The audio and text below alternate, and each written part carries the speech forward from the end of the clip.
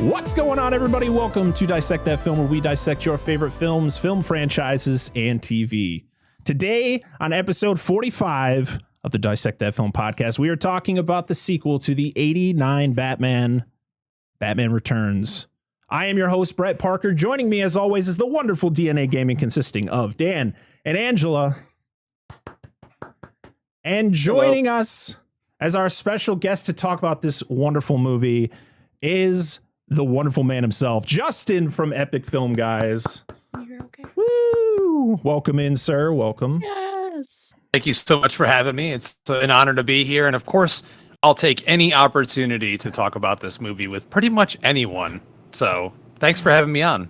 We're pretty much anyone. Yeah, we are. It's crazy. So, Batman Returns. I was too young to see this movie in theaters. I was only a year old. Actually, I wasn't even a year old when this movie came out, so I'm the young one. But I know you have, Justin, you definitely have memories of this movie when it came out. DNA, what about you? What was your first interaction with this movie? I'm trying to remember when I first watched it. I was little. Not like I was 4 when it came out, so not that little, but I do remember watching it with my brother and sister-in-law. They owned it on VHS when everything was VHS. Yes. So I do remember that, but I don't remember how old I was. I remember the cups, like I mentioned last episode, from like McDonald's or Burger King, whoever had cups for it. I don't remember. I remember that, and I remember the advertisements, but I've never seen this movie before. So. Really? This is your first Yeah. go-round? This is my first time. Fucking insane. Never watched it. It's so weird though, because he usually watches movies that I don't. Mm-hmm. But like something this scale, it's weird that I've watched it and he didn't, because I was not allowed to watch certain things growing up. So it's just odd that I have seen this and you haven't. That's true. That's a true fact. I can't argue with that. He's also never seen Forever, which will be interesting when we talk about that next week. See, I've seen that one too. Mike's. When we get there, I have a rant about that. It's Batman Forever for the Super Nintendo. It's like, oh my god. Anyway, Justin, tell us your history with Batman Returns. Yeah, it's a pretty vast history, actually. I was an elementary school student when this movie came out, and I had already come to the conclusion that Tim Burton's Batman was my favorite movie. I had seen it opening night at the age of 5 years old, so it was like my entryway into cinema. You know, during the 80s, people had Star Wars, Indiana Jones. For me, it was Tim Burton's Batman. So I was highly anticipating it. Every single magazine, newspaper ad, Entertainment Tonight segment I watched. So when I was there opening night, I remember exactly where I was. My dad went with me. It was the Owego Theater. It was a very old historic theater. And I'll never forget, like, within the first 5 minutes of the movie opening, as soon as Pee Wee fucking Herman throws the penguin into the sewers, and he's like, I'm like, oh my god, I got scared. And I told my dad, I remember grabbing his arm, I'm like, I'm scared. And he literally turned to me and he's like, you haven't shut up about this movie for the past year. Sit down. And after that ended, I was like, just so blown away by it. And that was my favorite movie of that year. So, and I still to this day, really hold it up so very high in regards to Batman movies and my personal favorite movies. And I still collect like pretty much everything you possibly can for the movie. You know, those McDonald's cups, I have all of them. I actually have like all of the fry holders never used. I have the McDonald's bag. I have literally every stupid thing associated with that movie. So yeah, I guess I'm the right person to come on to talk about this. That is Die Hard, and I love it. My history with Batman Returns, of course, was way later. You know, I think I was probably 5 or 6 when I first saw this movie. So it was like 98. I watched on VHS at my grandmother's house, as I did with most movies. Most of my favorite movies came out before I was born, or when I was really young, where I couldn't go see it in theaters. But I love this movie. Tim Burton took something that was very simplistic when it came to certain comic book characters, especially the Penguin, and just turned it on its head. Like to be able to just be like, yeah, instead of it just being a gangster, just more a very eccentric gangster, we're literally going to make him a penguin. Like he is a penguin man. And I thought that was great. You know, the cast is fantastic. Being able to bring back Michael Keaton, who is one of my favorite Batmans. This movie just feels so good. And it takes place during Christmas. You know, what's what's better than to have a Batman movie take place during Christmas time? Yeah, Tim Burton has like a very strange fascination with Christmas and integrating very horrific elements into Christmas, as we know, in quite a few of his movies. He Not him. loves Christmas. Yes, he does. He definitely does. This movie was technically released June 19th, 1992. Exactly 3 years after the release of Batman 89. It budgeted around $65 to $80 million, and it made $266.89 million worldwide, which I believe is like a little under, like $150 million less than the Batman 89. But I mean, it was still a success, especially for 1992. And I think it was the highest grossing film of the 90s until Jurassic Park destroyed it the year after. So it made a lot of money. People love Batman. So people were going to come out and see it. And it just feels so good. It for being a movie that is celebrating its 30th anniversary this year, it still, to me, holds up. There's some things that may, feel, out of place or out of date, but boy, does it just, I love the practical effects. Just the way, like, yes, it does seem like it's on a stage. You can definitely tell everything is on a stage or a sound stage. It's not, what you see in movies nowadays with it being like on locations or whatever, but it just feels so special. It's just a special movie. It feels very handmade and hands-on. Yes. Everything looks like it's part of one single unique vision. And that's why one of the most important things about this movie to me, and one of the most special things about it, is you can tell it's one artist's vision for what this world and who these characters are supposed to be. And they completely shifted the look of everything from being like a neo-futuristic art deco of the 89 that Anton first did, and Bo Welch came in here and created this overly expressionist, almost overly over the top gothic look to Gotham. It just looks like something out of a fairy tale, and this movie in essence is really just a cinematic fairy tale. I agree very much. So Dan and Angela, and Dan mostly, since this is your first go round with this movie, what were your thoughts after watching this? And listen, even though we're all fans of this movie, you know how the show works. Of course, I wouldn't pull punches. Light it on fire, man. Of course, I grew up watching the original a bit, 89 Batman and all that fun stuff. But I like this movie. I like some of the interpretations for some of the characters, like Penguin's origin of being essentially discarded and a sideshow freak and whatever, and like a lot of Killer Croc vibes from him, which I thought was an interesting choice for the character. Of course, I prefer him to be a gangster in these films, like a mafioso or a gentleman club owner. Like that's the Penguin that I like. But I like it. I think Danny DeVito just went like balls deep in this role and just stuck to it. And he did an amazing job with like just everything down to like when he gets mad and like the black fluid starts coming out of his mouth and stuff. When he starts talking the weird ass noises he was making the whole time. He was dedicated to this role. And I thought he did a fantastic job. Catwoman was good. I like the movie. I don't like it as much as the original. And again, this maybe because if I watched it when I was younger, I may enjoy it more. But it didn't hold up in my opinion as well as the original. But I thought it was an enjoyable film. I thought Batman was one of the weakest character elements in the movie. Angela, how was it watching it again? When's the last time you watched this before recently? It's been a long time. I mean, he's never watched it, and we've been together for 15 years. So it's been longer than 15 years. Yeah. Damn. So it's been a little bit. But seeing it again, it brings back what I remember about the movie. I liked it. I enjoy it. I love Tim Burton. I mean, I have tattoos. I have all the Nightmare Before Christmas stuff back there. So I love him as a writer. You know, I love all of his stuff pretty much. So, I mean, I was making a noise. I'm sorry. Carry on. I'm sorry. stop it. When you get finished, I do have something to say, but to build off what you just said. When you get finished. But yeah, enjoyed it all over again. It's like I saw it for the first time all over again. But no, very good.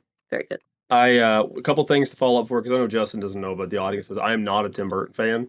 I actually don't like a lot of his movies. And again, one thing I'll point out is I think it's a little bit better in this movie, but a lot of the fight choreography is not very good in this film.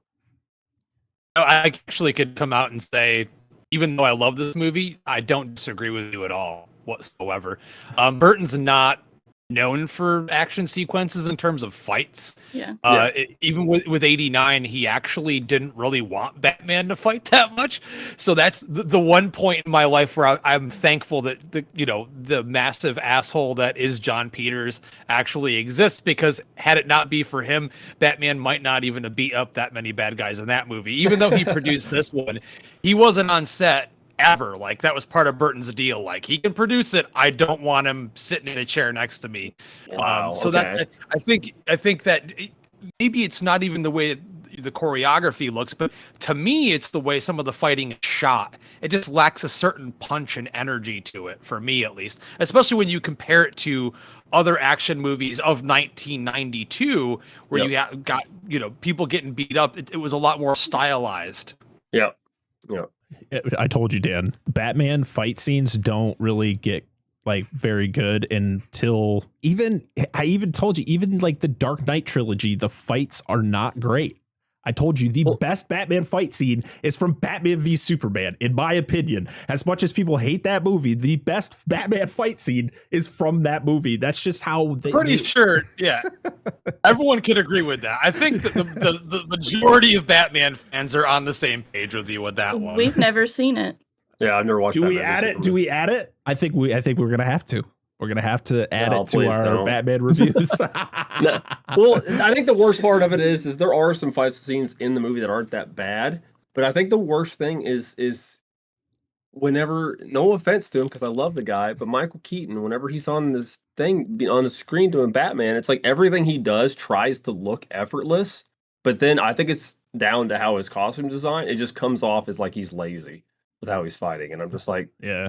okay. It's definitely Like, the way the suit was. Yeah, this time there around was- too, they tried Dave Lee as stunt guy, who did most of the fighting in the first movie, really worked with harder to get him to do more of the fight stuff himself. A lot of the close-ups, the Red Triangle Circus Gang fight on the street, that was mostly Keaton did that himself.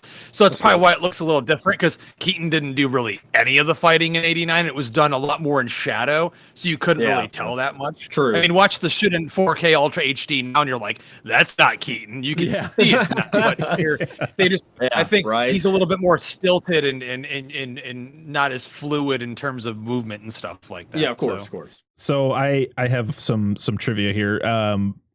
Burgess Meredith, who played the Penguin during the 60s show and the movie, of course, he was slated to play the Penguin's dad, which was then Pee Wee Herman's actor. What the hell is his name?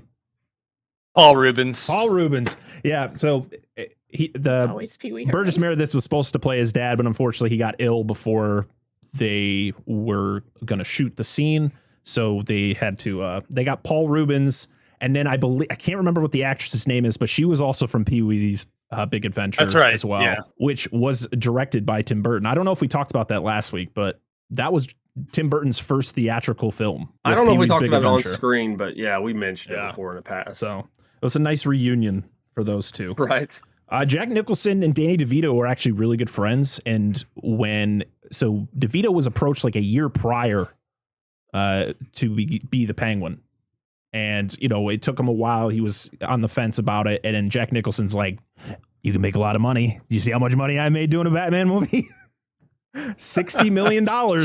He didn't make that much, but I think that was, money's always there's a lot of, when it comes to actors taking roles, like, man, that guy has a lot of passion doing that role. And a lot of actors do have a lot of passion doing the roles they're in, but money is a huge factor. Michael Keaton stated in an interview in 2017 that he did Batman Returns because of the pay boost. Like that's one of the reasons he came back. Even though there was pretty interviews, sure he got 15 million. I think 15 million, if I'm correct. Maybe I'm wrong. I think it was like 11. I know to 15, compared to what it was he got, something like that. Was in '89. I actually have a copy of his contract for that movie. He made under $500,000 for 1989's Batman. Wow. Because in terms of like just being paid for an actor. And Jack Nicholson made $60 billion in 1989. It's insanity. He literally didn't have to act for the rest of his life. It's like, I'm done. I'm good, guys. Yeah. So Michelle Pfeiffer, which I did not know this, she is married to David E. Kelly, who wrote Lake Placid, which we've done on the show before. And he wrote like Ally McBeal and a bunch of other shows from the 90s and early 2000s. I just thought the thing that was funny is that Michelle Pfeiffer is married to David E. Kelly, who wrote Lake Placid, which stars Bridget Fonda, who is married to Danny Elfman. Where is Bridget Fonda, Danny? Where is she? She just disappeared. We need to do a hashtag, where's Bridget? There you go. We need to start it up on Twitter. I just thought that was a funny connection that I had to write down. Oh, my God.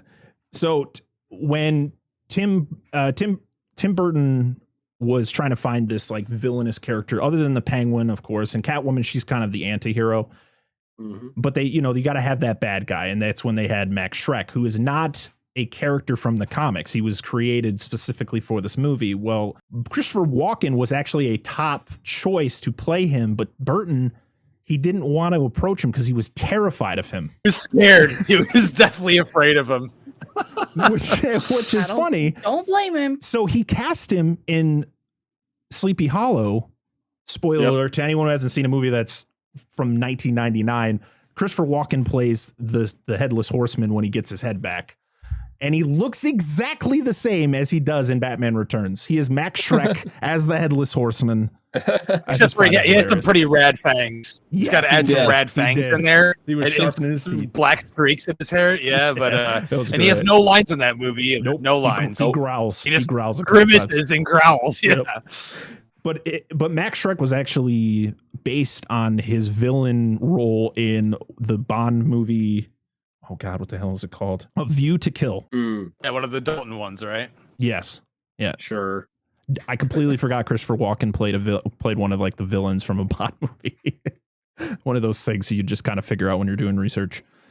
Max Schreck was also the character was named after the actor who played the main character from Nosferatu from 1922. Yeah. The things you find out. I love it. Good poll. This movie was up for 2 Oscars, Best Visual Effects and Makeup.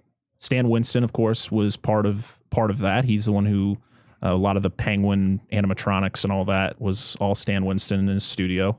But there was also, of course, if you watch the movie, there are real penguins in the movie, and there was a lot of people who weren't for that because there was people found out that they were going to be strapping rockets to the back of the penguins.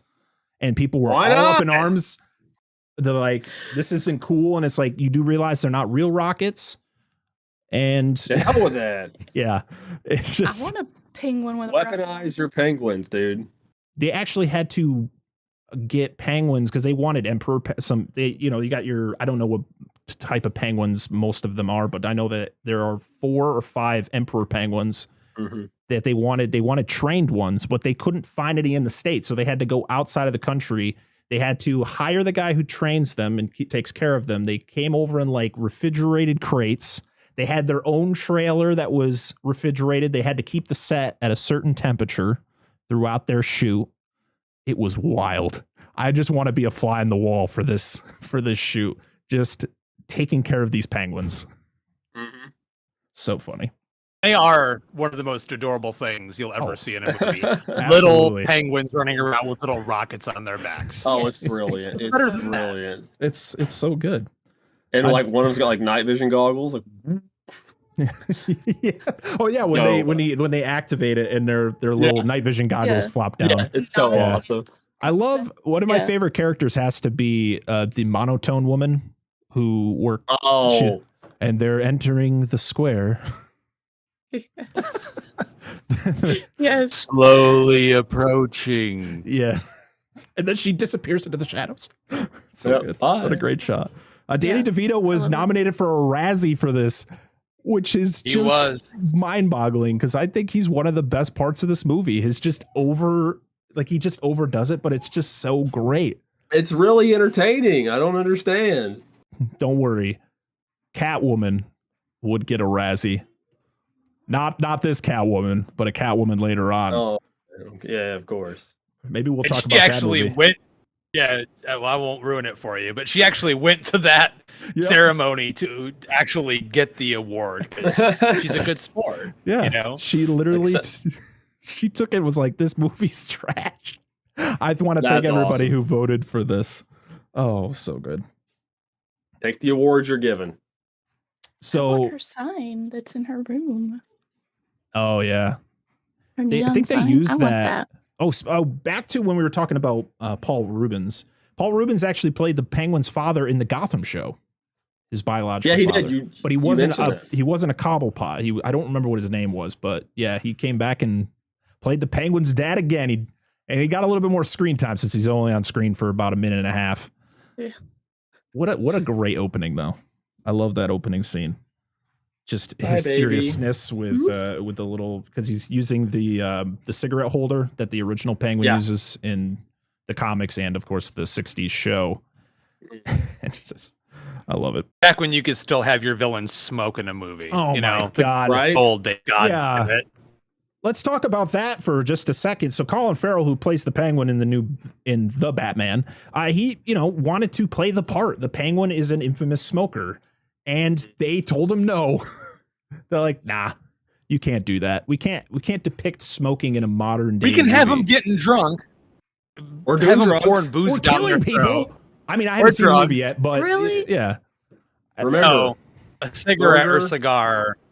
yeah, murder, violence, way more acceptable than nudity, smoking, Right. all that stuff. Yeah, Way that's more absolutely crazy. Batman, he rocked Jordans in his outfit. So instead of it being like boots, like the prior film, they attached Jordans to the bottom of the suit because it was a lot more comfortable for They him were to actually- walk around. They were Jordans. Okay. They were on both, actually. Oh, really? Oh, I Yeah, in missed both that. movies. Yeah. Very cool. Yeah, and Nike wanted to get involved with part of the suit, and they were like, "How are we going to do that?" And they built the boots, so it made it easier for the stunt guys and everyone to do all the fighting and all the crazy shit because they had comfortable Nikes. Yeah, Yes. I'm pretty sure that the versions that they used for the second movie, you can actually still buy those. That's exact versions. They're expensive, but Oh, I'm sure. Yeah, I'd have to take out a second mortgage on my house. Probably. Or maybe a third. Spare. Maybe, You got a spare yeah, kidney, right? Right. Definitely.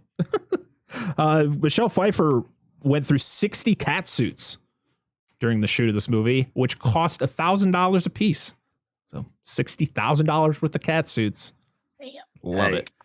Yeah, there's one you see it's literally falling apart. It's like, oh, I think that's the whole point, which was cool. Like of the fact that like throughout her escapades, her suit is slowly, falling apart because it's, it shows that it's a homemade suit. It wasn't like Batman's suit. I will. yeah. I will say this. At least her headwear looks better. Are we talking Those in the about? know. Those in the know get it. Those in the know. Had to take that stab. I could go on and on about that one. We can't. Parker's here. Shh. Yeah, don't spoil it for You me. haven't seen it. I'm Damn. not spoiled. Oh, if you've seen the trailer. No, I've seen pictures of what she looks Yeah. like. So, Justin, you got anything to add for facts on this movie? Bring them on. I mean, the one interesting thing is that even though it is a sequel, Tim Burton did not approach this as a sequel at all whatsoever. What he really wanted to do was kind of in his own way, a Tim Burton reboot of what he already did in the first movie. He wanted some of the elements that he loved from that movie there, but even though you hear references like to Vicky Vale, things that happened in the first movie, in his viewpoint, it's only a spiritual sequel in the sense that it's just another Batman movie that takes place within this world. but it's not a direct, like, he didn't want to make a trilogy per se, like a continuing story arc through 3 movies. He just wanted to make each movie a little bit different. Mhm. So that's how he approached it. And I think it's a really interesting way of making a movie. You could never really do that today because everything is so sequelized. Everything has to be a trilogy or a series. We all know, like, Robert Pattinson's already signed on for at least 2 more Batman movies. Back then, it was like per movie. And I think these movies in general, particularly Batman and Batman Returns, really changed the face of what we consider comic book movies today. Without them, we wouldn't have we have today. So even though this movie is so different and unique in so many different ways, it's still a benchmark in which so many comic book movies today still attempt to achieve. Well, I'll say this, as you mentioned it, Justin, and you probably know more about this than I do. I kind of get what you're saying about this being, like you said, more of like a spiritual reboot. I feel like after the success of the first one, they're just like, Burton, do your shit. And just like let him make a Batman movie. Like just let him do it. Less interference from outside. This just felt more like a Burton film. Yeah. Yeah, Okay. that was the only way he would do it because they bugged him about it literally a week after the movie opened and broke records in '89. They obviously wanted to follow it up. Like, hey, let's do another one. And he was so uninterested in doing that, so much to the point that he went and made a very small indie movie called Edward Scissorhands and had it self-financed, and it was released in a smaller scale, and it did well. But he wanted to go off and do something else, and in return to this, he literally was just like, "Don't bother me. I want to make this movie." And at that point, Warner Brothers didn't give a shit. To me, you look at the backlash that this movie received from parents and focus groups and even kids. It was apparent to me that Warner Brothers wasn't really paying attention to the movie he was making. Batman Returns had toothpaste. I had it. It's like, but kids were brushing their teeth with toothpaste. Moms were at the theaters bitching about all the black goo coming out of Penguin's mouth. So it's really interesting to look back in history and think about all the crazy backlash and controversy that this movie stirred up. Well, that's because he wasn't brushing his teeth with Batman Returns brand toothpaste. That's clearly why he was hemorrhaging. That motherfucker wasn't brushing his teeth at all. No, brush it with like a. He wasn't brushing his teeth, and he was a very, very sexually awkward, aggravated man. Like it oozed out of him. You're like, wow. More from everywhere. Did I ever watch this with my mom around? I'm wondering because there was some. Like I wonder how I was allowed to watch this. Like he had like that man onesie and then like black goop and it was great. I love it. Danny DeVito was on a talk show and he talked about the monkey that's in the movie, where there was a scene where the monkey had to give him the note, and the monkey got scared of his outfit and attacked his private parts. It latched on, and he said it was a very terrifying moment, but he had no ill will towards the monkey after the fact. It's just reinforcing my belief as far as primates and monkeys go. Don't trust him, man. Don't trust him. All right. Well, Justin, if you got anything else, keep them coming. If you don't, we can hop into the plot. Oh, in terms of trivia, I mean, one of the other things that's interesting, you look at the casting of the movie, is that Michelle Pfeiffer was not originally cast as Catwoman. Nope. We had Annette Bening that was in the role. Who, when you think about it, visually at least, she looks like she'd be a very interesting Catwoman. The suit was even different. When you look at the original designs, there was a lot more cleavage going on, some weird flares on the shoulders. It was a very different kind of take on the character. But then she got pregnant. And this is the second time in Batman movie history leading up to that point where, one of the main female actresses in the movie was cast as a character and ended up having to leave the movie because of a personal reason. The first movie, obviously, Sean Young playing Vicky Gale and falling off the horse. Here, she just got pregnant. And thank God for that, because what that presented to us, in my opinion, is one of the best performances in a comic book movie ever. I just saw the new one, not going to spoil anything, but let's just say that it Michelle's version of the character, in my viewpoint, has still not been topped yet. So, yeah, there's that too about the movie, but there's so much other stuff about this movie when you dig into it. You know, Michael Keaton himself has never watched this movie all the way through. So that's he states it's his favorite. He said it's his favorite because he made the most amount of money from it, probably. That's not the first time I've heard a story like that. There's a lot of actors who don't watch their own films. Mm-hmm. I mean, I don't know if that was the reason he didn't watch it, but I know like Johnny Depp has gone on record to say he has never seen a single film he's made. Really? I honestly don't blame him because I hate hearing myself talk, so I don't blame him. I love hearing you talk. Stop. We had something, so when we were watching it on Friday on Discord, we had something pointed out to us that I guess never even thought about looking at. The guy that plays Billy Butcherson in Hocus Pocus is in this. Yes, Doug Jones. Yeah, Doug Jones. Yeah. I was like, what? Yeah, he was the thin clown. Yeah, I had to go look it up afterwards. Every time I saw him on screen, I was like, is that Doug Jones? And I meant to look it up and never did. And then as I was like researching it and putting down some facts, I was like, it was. That's so good. He never ages. The man is ageless. Hell no. I mean, you look at his picture now that he's got on IMDb and it's like... Well, the first time most people saw him, he was a fucking like dead guy. So, of course, he doesn't look like he's saying. Wait, no. Hocus Pocus came out after this. I know. That's right. I don't fucking know. But I mean, that's the first big role I can think of that he was. It was like, oh, he was the thin clown. Like, I mean, yeah. I don't know. Come on, I'm just thinking of I'm just thinking of the lay person. I mean, you've never seen this movie. Person that hasn't Friday. seen the movie. Yeah. I don't care if I'm full of shit. I stand by my statement. All right.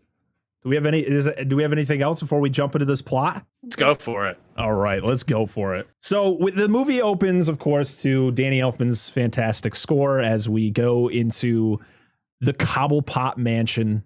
We meet Tucker, which you don't figure out his name until later on in the movie, but we know what it is. It's Tucker. He's, staring out the window with his cool cigarette holder, looking like a typical rich guy that came from the comics. And you can hear screaming down the hallway. What's going on? Oh, it's his wife. She's giving birth. And everyone is screaming, running out of the room. It's something bad is going on. So he runs in and he's horrified, but you don't see what it is. It cuts to the next scene where she just gave birth, but she looks great or this must be some time later because they're both standing at the window and they're looking at their kid locked in a crate. Eating a cat. Just grabs onto the cat. It's got a little rubber ducky hanging from the cage and everything, like a little play toy for an animal. It's so good. Hey, for a person that's had a baby, she looks great for just having a kid. Because I didn't look like that for a long time after I had mine. I wish we didn't have a guest on this week. I would make the rudest fucking comment ever. You have to bite your tongue. Yeah, carry on. So we go to, so now they're like, okay, well, we need to do something about this atrocity of a child, which you don't ever see him as a baby. You do see when he reaches his hands out and you see he's got the flippers, but you don't see his face or anything. So they take him in the baby carriage, which clearly has nothing in it because this thing is flopping all over the place it is 3 pounds as they're pushing it through this park. They're passing people who also have babies and, with their awkward, like, hey, we're not doing anything. Merry Christmas. Yes, Merry Christmas. And they're pushing it along. And then they get to a bridge and then they just yeet the baby carriage right into murder. The water. And they do it and then they look around like, no one saw us, right? Who's going for a walk in a park at night in Gotham City in the wintertime? Safest place in the world. I guess so. I guess this is a prime time to go do a crime like this. The next part, of course, is the great opening or the opening crawl where it shows the baby carrier going down the sewer as Danny Elfman's score continues to play. I love this opening. And it's like one of the most, still to this day, I get goosebumps up my fucking spine when that happens. I'm just like, yes. And the really bad CGI bats are going flying towards the screen. Yes. One of the earliest versions of CGI in the 90s. This was before Jurassic Park. It was. Yeah. So, and then by the time that all ends is where it lands on the like shore of his little lair, where then the penguins pick it up and bring it up the ramp there. We then zoom to 33 years later. It's Christmas time and it's time to light the big old tree. Alfred runs into the paperboy, who is the guy from Twister. I don't know this actor's name, but I just remember him from Twister. I know he's been in other stuff, but I was like, hey, it's that guy. And he's just the very generic paperboy who's yelling the headlines on the newspaper. Yeah. What was the headline? Justin, you probably know. Penguin Man or Myth. Yes. Oh yeah, that's it. Yeah, Sean Whalen. Yeah, as Alfred passes the sewer grate, he sees something weird, looks at it, and then it cuts up to the Shrek building, where we meet Max Shrek, played by Christopher Walken. He is one of the rich socialites of Gotham, and he's wanting to make Gotham a better place by building a power plant that literally was just going to suck the power out of Gotham City. He's just, I want it all. He is the most like ridiculous cookie cutter comic book villain ever. Like, I must have the power. And I'm over here cackling to myself because I think of his son when he shows up and he talks like an even more exaggerated version of how Christopher Walken speaks. And I'm like, what? Go save yourself. I know. Go. I did the same thing. Oh boy. So we also meet Selena Kyle, who is, I guess, Shrek's secretary slash bitch. She literally just gets treated like shit. Oh yeah. I guess we haven't trained her properly Yeah, yet. awful. Like, what the hell? Remember, executive assistant. Thank you. Yeah. That's right. Yes. Not secretary. She's like, I have an idea, and they're just like, who let you talk? Who let you in? Yeah, then of course we have the dialogue there that obviously mirrors the cat theme, where they mention that he hasn't properly housebroken Miss Kyle, and then references how she makes a great cup of coffee. You could never get away with that kind of line in a movie today. No. Because everyone would pick it the fuck out of it, be like, oh my god, they're talking. Back then it was, before the PC days. Right. Yeah. 100%. So I love her corn dog. She calls herself a corn dog. Yeah, I had to write that Stupid down. corn dog. I did. Alright. I did too. I wonder if she came up with that herself. It has to be Tim Burton. I just want to see. I just want to see the script where Tim Burton put in there corn dog. Stupid corn dog. So Shrek is brought out. His son comes in, who looks nothing like him. He just looks like this big 7.5 foot tall brooding man. And you have Christopher Walken. I'm like, I don't buy this, but we'll go with it. He's like, you got to make an appearance down there. Everything is in this one area too. Do you notice that most of this movie takes place in this one part of Gotham? Gotham Square. Yeah, literally. There is no. We're like Batman 89. I feel like Gotham was so much bigger, where it's just like, nope, this is it. But this is where this movie is primarily going to be the entire time. It's Gotham Square and Gotham Zoo. That's it. And it's probably like 2 blocks. Yeah. I feel like where Selena Kyle lives is just on the backside of the square. Yeah, like, she leaves the Shrek building. She goes to the next building, walks down the alleyway. She's home. Yeah. Which is funny because they used a lot of Warner Brothers the lots there to make this movie. So the fact that like you feel like it's a lot smaller than in the previous film, you're like, it's so weird. It just felt weird to me. But with all that, I love, like I said last week, I love Gotham City in these early Batman films. Even with Forever and Batman and Robin, when we get to them, the Gotham just feels different than like with the Dark Knight trilogy, where it's nope, that's Chicago or that's New York City or whatever. I was just talking about earlier. Yeah, it just feels different, and that's what's great to me, especially when it compares to like the animated series, because it kind of pulls. Well, I know that the animated series pulled a lot from the Burton films and their ideas behind the way characters were. And especially like the general aesthetic of the world too. Yeah. Really pulls from those two Burton movies, I think. so Yeah, I mean, you have in both movies your villains and people on the streets with top hats, zoot suits. So there's still that 1940s look to everyone, but they're driving modern cars. I think that's one of the most timeless aspects about both these movies. Mhm. This movie, even more so because it doesn't have the Prince music, which I love more than anything. But that's the one thing about that movie where you're like, okay, it's the 80s. There's Prince music throughout. Where here, there's really none of that. So the setting, you don't even really know what time frame this movie takes place, because when you look at the architecture, the costuming, and everything like that, the only thing that stands out is the vehicles, really. Right. So Max has got to go make a speech in front of the city. It's for the lighting of the Christmas tree. He forgot his speech. Oh no, Selena, you forgot to give him his speech. So of course, he leans over to his son. What does he say? He says like, "Remind me to discipline her" or something. He's like, "Remind me to take it out on what's her name." Right. Yeah. He doesn't even remember her name. Yep.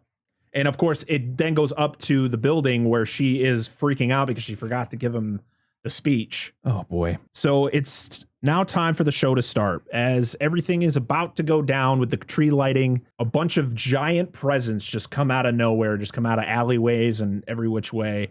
And they open up, they explode, and a bunch of psychotic performers come out. This is the Red Triangle Gang, right? That's what this gang is called. Yes, sir. Red Triangle Circus Gang. Yeah. So Gordon, he calls for the signal. This, when I was a kid, and even when I was a teen, I've seen this movie so many times. But as a 30-year-old man sitting there watching it again, and the way that the whole thing happens, where Gordon calls for the signal, and then Bruce has the signal hit a bunch of smaller ones, which then shines right in his face, and he gets up all epic like. It made me laugh out loud. It was so funny. He's brooding on Christmas. What is he doing? He's just, Bruce, you got nothing to do. He's just sitting there in his study. He's waiting for the call. Yeah, he's just waiting for the call. life. Luckily, he doesn't have any neighbors next door, because they can clearly see the giant bat signals on both sides of the fucking mansion. I mean, it's a cool aesthetic. It's a cool scene. Yeah. It makes no sense to have giant bat signals on top of Wayne Manor. Honey, why is the bat symbol going in Bruce's house? What's happening? And it made me laugh out loud. It was so funny. I feel like he hasn't eaten all week. He's like, he's just waiting for that moment. That's why Wayne Enterprises is just collapsing. No one's running it. So the performers want Shrek. Batman makes his grand appearance very quickly, by the way. And can you guys tell me? I feel I've read a lot of comics, and I've watched, of course, like pretty much everything that Batman's been in on the big screen. But the rule of Batman not killing anybody or killing people, was that established in the Dark Knight trilogy that I just didn't realize? Because Keaton's Batman kills a lot of people. He's just icing every fucking body, dude. Yeah, he doesn't give a fuck. It's like he forgot. He set that devil guy. I love the scene where the guy blowing the fire, and then he's got the contraption that lifts the Batmobile and spins it around and shoots the fire out. I'm like, that man's dead. That man is dead. Admittedly, very early in the Batman comics, yes, he did. Very early, he did kill people, but that did not last very long. He carried a gun for a short period, but other than after that, no. I think it just, when they did these movies, they just approached them from a different viewpoint. Tim Burton was never really the biggest comics guy, even though he did really pay a lot of attention with the first movie with comics. Yeah. I know when he sat down, Sam Hamm wrote the initial story for this. We brought in Daniel Waters to do the actual script for the movie, and he's gone on record saying that when they sat down, he asked, do you want me to grab from any one piece of comic book literature for this? And he said, I want nothing to do with any of that. I want just it to be our movie. So they made something that, I mean, a lot at the time, I know a lot of huge comic book fans were really pissed off because the movie strays so far in general from traditional Batman. But for me as a fan, that's why I love it so much, because they take it and do something completely different with it. For some people it works, other people it doesn't. I personally, as a Batman fan, don't mind if he kills. don't care. I know he's supposed to not be the Punisher, but I also don't mind if he doesn't kill. If it works for the movie and that version of the character, then I'm fine with it. He's killed in almost every single Batman movie there is, either directly or indirectly. Yeah. So at this point, it's just kind of become a thing, Yeah. It's just they have to sprinkle it in there, like Batman doesn't kill people, or he has to say it. I mean, he's beat people to a pulp. How can you not listen? If he beats somebody's ass to stop him from robbing somebody or blowing up the city, and they just happen to asphyxiate on their own fluids, that's not his problem. He disabled them, and they just couldn't live. They didn't have enough willpower to live. Or if he just, a little bit of exhaust off the Batmobile caught on the guy's costume, it's not like it's his fault that he caught on fire. He was just caught by, He wasn't even there when the guy died. Exactly. Exactly. He didn't even look back in the rearview mirror because the Batmobile doesn't fucking have it. So he's just like, no, I'm good. That's so great. Yeah. Oh my God. That's good. I'm like, I'm pretty sure he died. Yeah, he's dead. So Batman then comes out, he beats up a bunch of other bad guys, and then a dude holding a taser, he takes Selena because she comes out to bring the speech, and she gets grabbed by a guy who holds her hostage with a taser.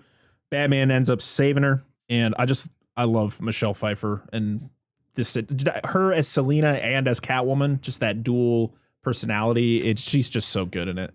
And I love after Batman saves her because he shoots the line and then pulls it and it breaks off the piece of the siding and it smashes the dude. Yes. And then she picks up the taser, then like looks at it and then tests it on his body. Yeah, just so make sure it works. So I have to say, as Tim Burton, he tried to create these darker toned Batman films to get away from what they did in the 60s. All right, he was trying to do something different. Having Pat Hinkle play Commissioner Gordon kind of throws it off because he is the hammiest, cheesiest Commissioner Gordon we've gotten. He seems so out of place. And when you get to the Schumacher films, which are meant to be more cheesy, he fits. He just doesn't fit as Commissioner Gordon in these Burton films as much as if they got somebody a little bit.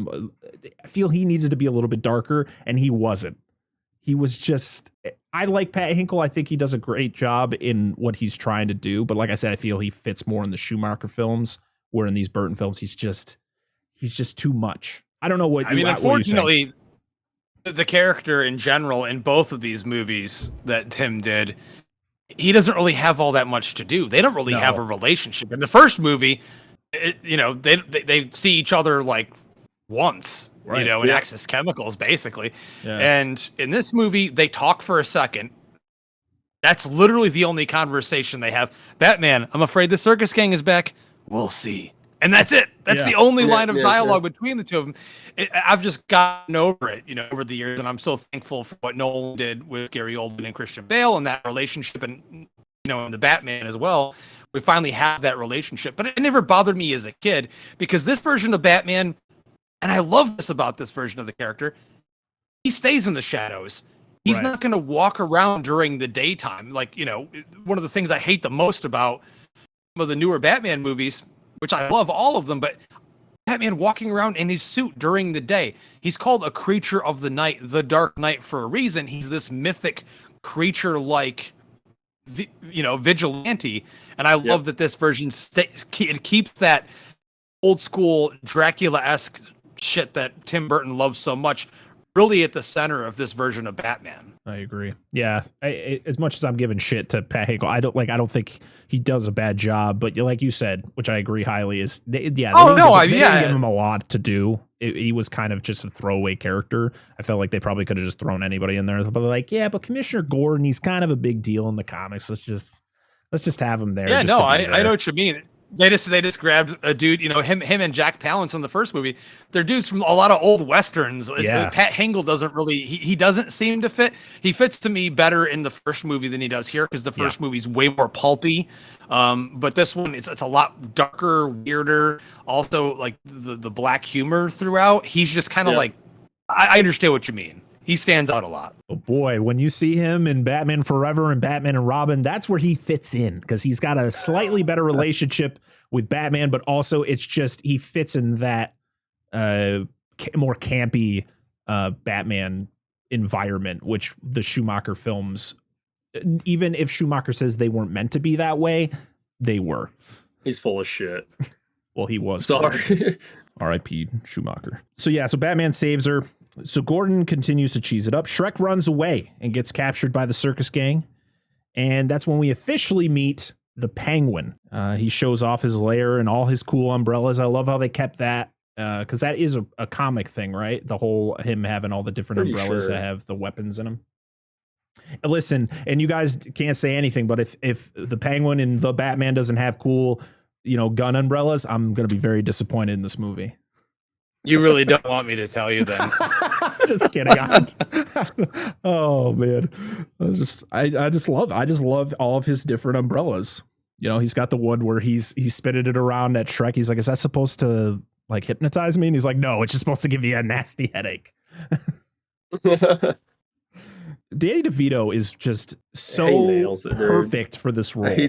Especially in the way that Burton created. Like, of course, this is a completely different interpretation of the Penguin compared to the comics, and he just fits perfectly into that situation. It just, the dialogue is great, just how like gnarly he is. And the fact that he did such a great job when he had to endure some, like, he's got prosthetics on, he's got that shit in his mouth all the time that he's got to be, doing dialogue as that stuff is pouring out of his mouth. Dan DeVito. And then this dude gets nominated for a Razzie. What a bunch of crap. Penguin wants to know where he comes from, and he pretty much blackmails Shrek into helping him because he talks about it was like a deal.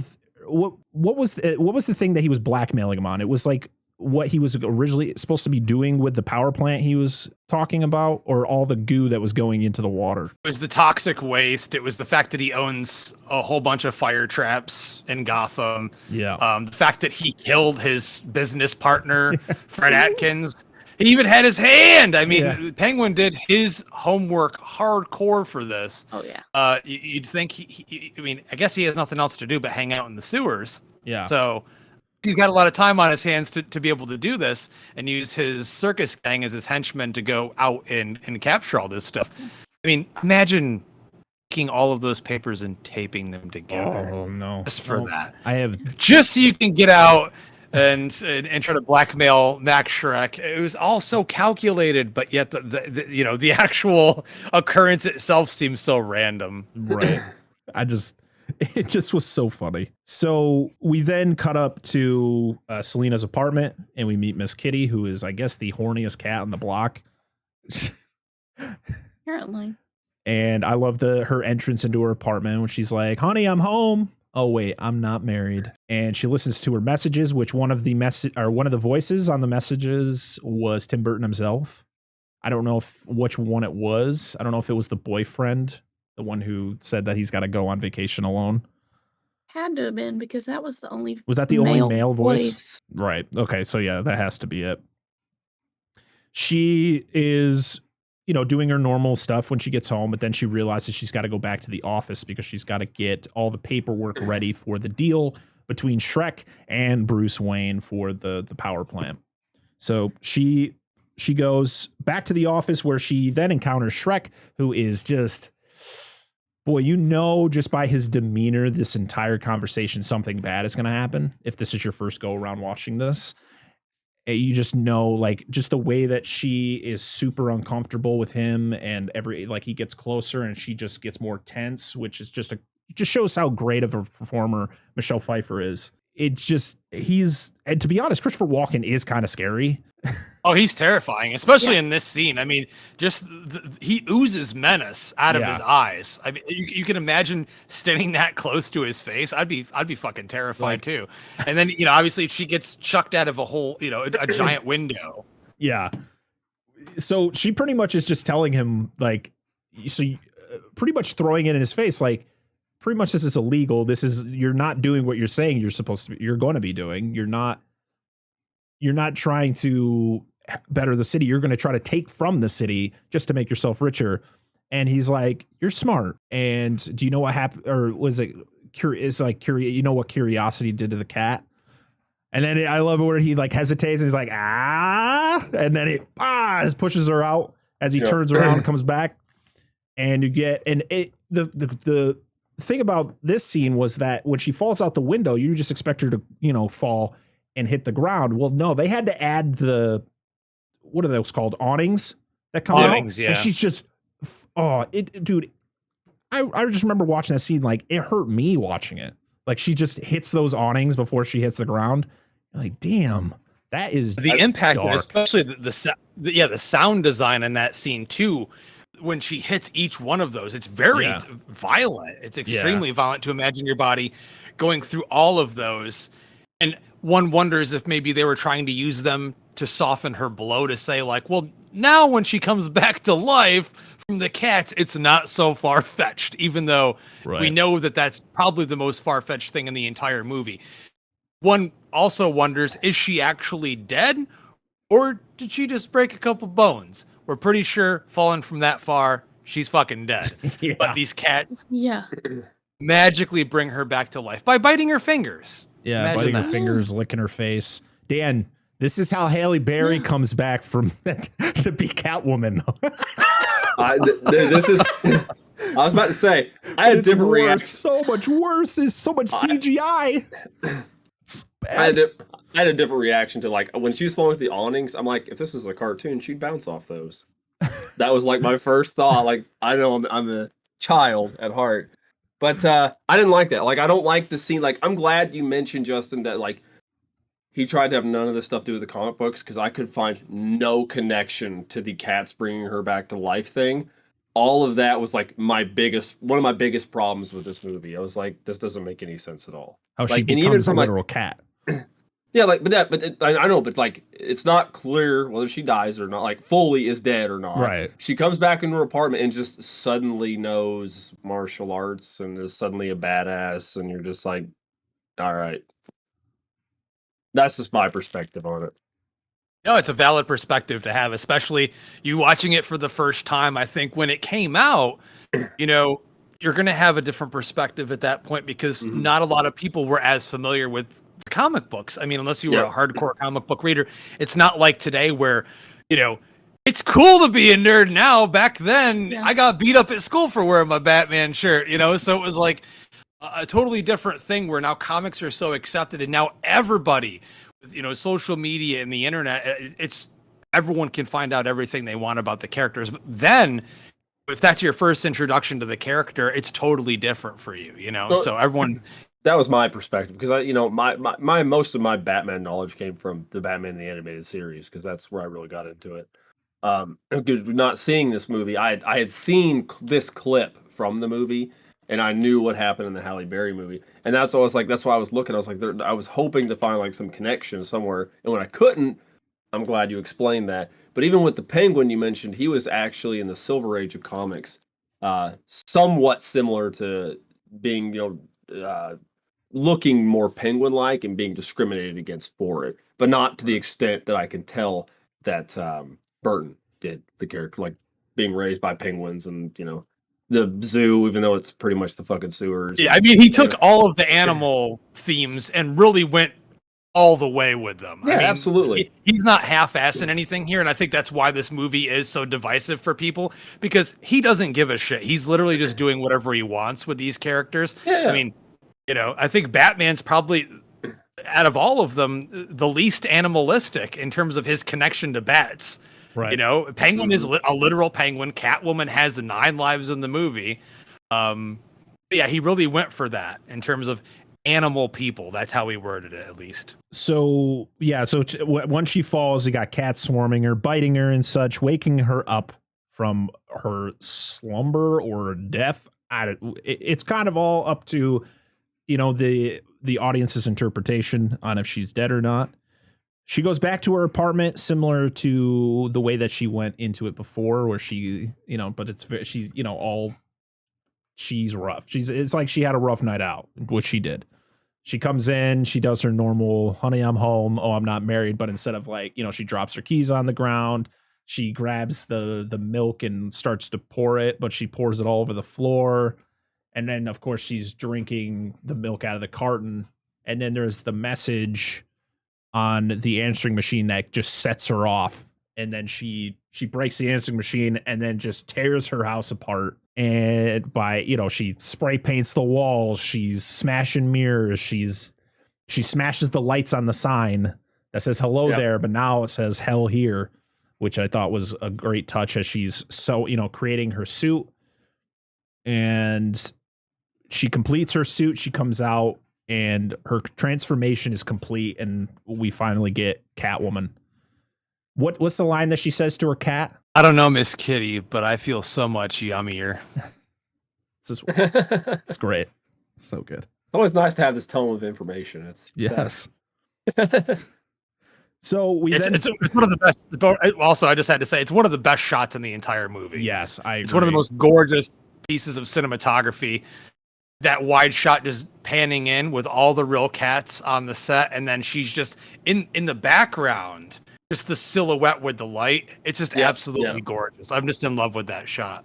It's a great shot. The mayor then makes a speech, and he's making it in front of the town hall or city hall, and a performer comes down and snags his baby. Yeah, right. Yeah, Just taking and babies now. does and has a baby in his arms, does some crazy flips, and then flips into the sewer where the Penguin is down there, where he orchestrates this whole thing and is like, "No, please, Mr. Penguin, don't hurt me. Here, have the baby back."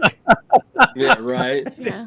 And it shows him down there handing the baby off to him, and he gets his little duck that he has, the motorized duck. It rises up and he rises very epically out of the sewer and makes an epic speech about not being accepted and having to hide in the sewers all of his life.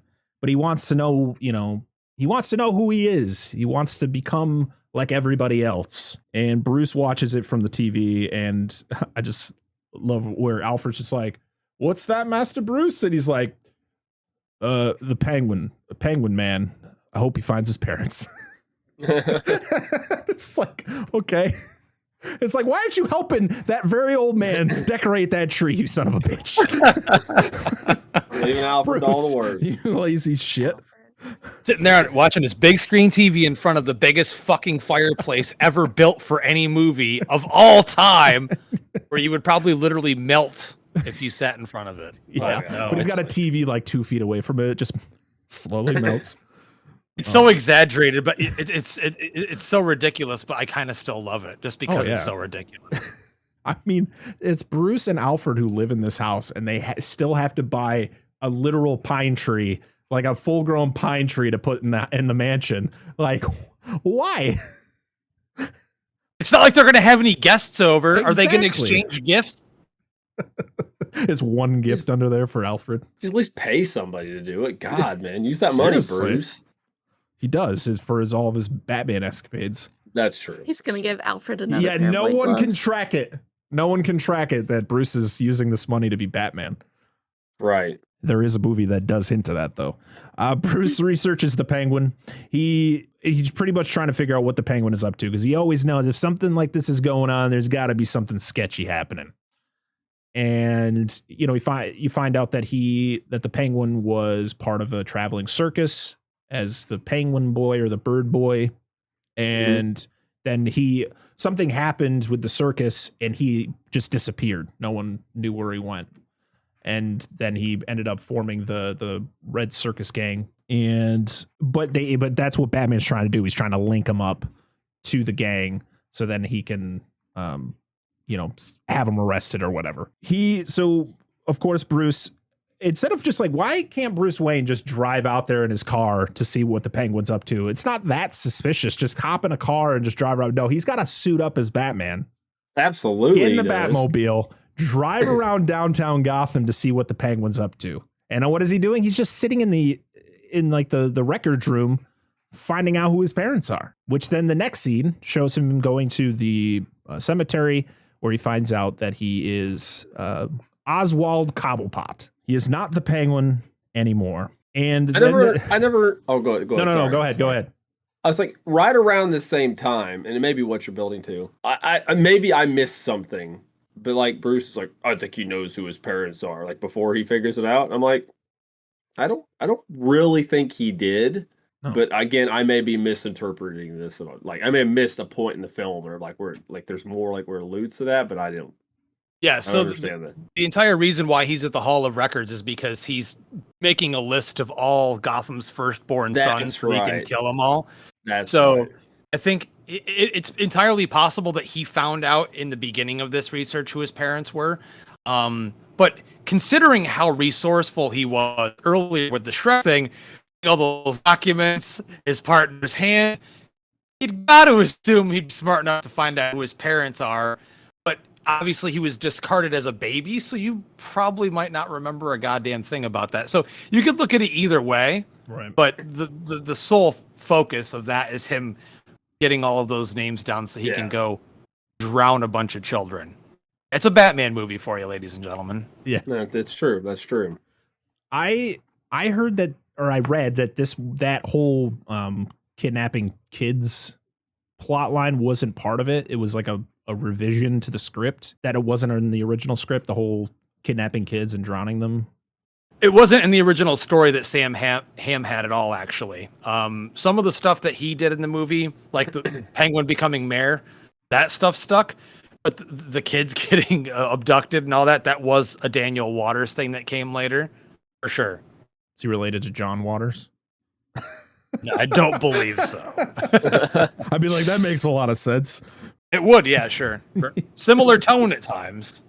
So Penguin visits his parents' grave. He finds out he announces he is Oswald Cobblepot. And we then go to the cheesiest newspaper gathering scene ever of like, you got the paper boy there announcing everything. And it's like, the woman grabs the paper and she's like, I can't remember what she says, but it's just a bunch of cheesy lines about like headlines. He's like a frog that turned into a prince. And you know who that is that says that line? Wife. That's right. Yeah. That piece of shit Bob Kane. Fuck that guy. Dan told that story last week when we talked about Batman 89, about how Bob Kane's a piece of shit, which I knew a little bit about the story, but I didn't know the full extent of it. So, I mean, we have the man to thank for the original concept, the name. That's it. But I won't go any further into that because that's a whole other episode of something. Yes.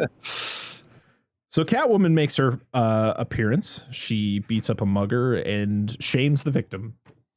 She literally saves this woman from being mugged, or you don't know. It's gotta, whatever's gonna happen, and then she pretty much shames the woman for being in that situation and moves on. Bruce, it's the next day. Bruce meets with Shrek, and Bruce tells Shrek that he's not approving of the power plant, and Shrek is he turns into an angry child.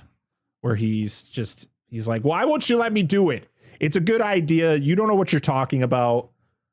I'm going to do it regardless. And I'll get the right people to approve it. And we'll get it done anyways. But guess what? Selena's back. And Shrek's like, what the fuck?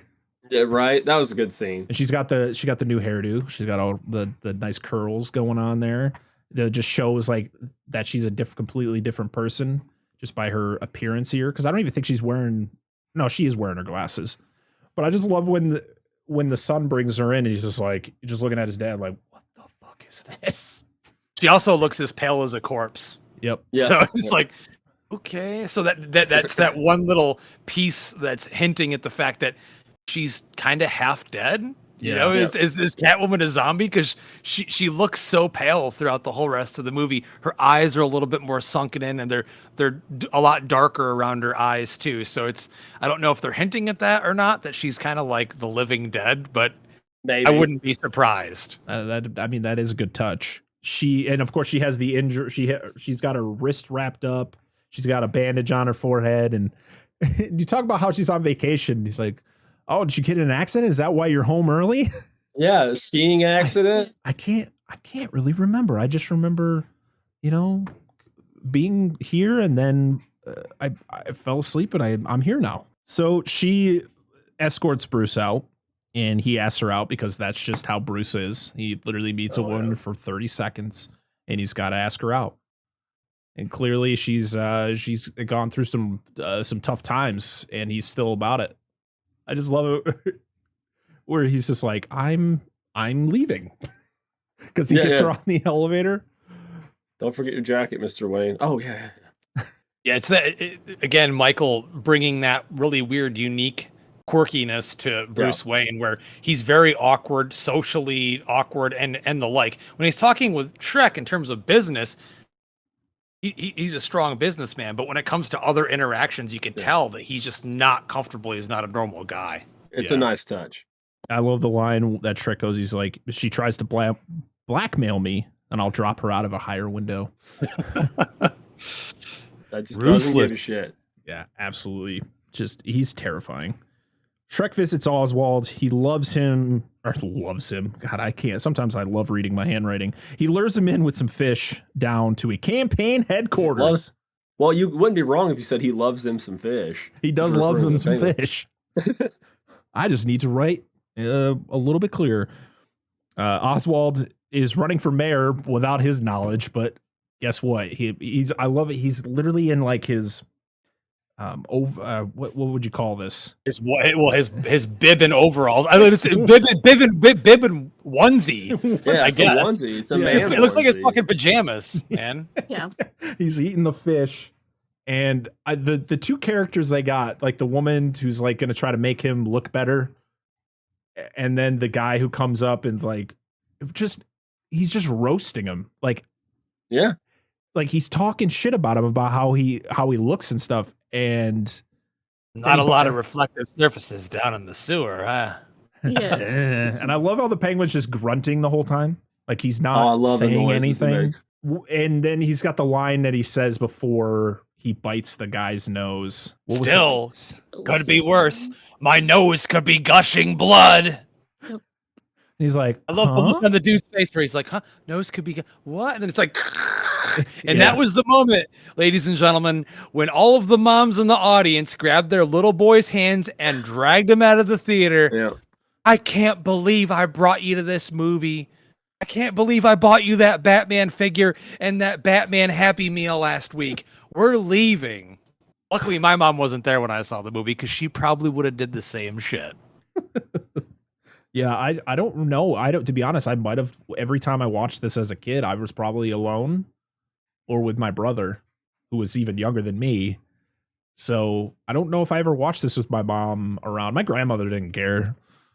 She had me watch Gladiator when I was 10. So Grandmas are the best. My grandmother was a huge gateway for horror movies for me. But yeah, I know my mom when we bought this movie on VHS and I tried to show it to her. It was like the first day I got it, the first day it came out. My mom watched the first 10 minutes and was like, "This is terrible. You're not allowed to watch it," and went to bed. And I just waited for her to go to bed and put it back on. Heck yeah.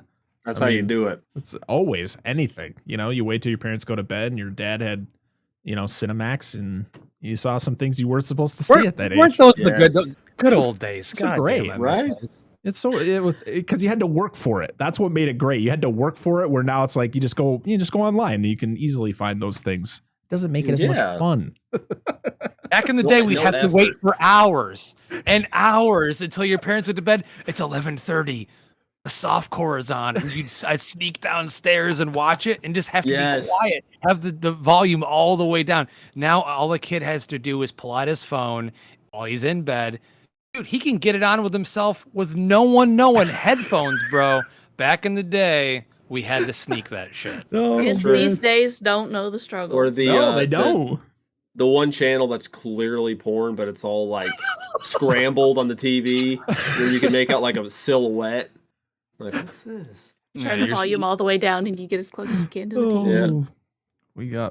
We are so far off track. I have no idea what's happening anymore. I think I heard a moan. No, that was a frog. Sorry, all this huge amount of sexuality throughout the movie just got me going. I don't know. Well, I mean, after he bites that dude's nose, it's just sexual comment after sexual comment, where he literally is. Fill her void. Yeah. That's wow. Yeah, you're like, yeah.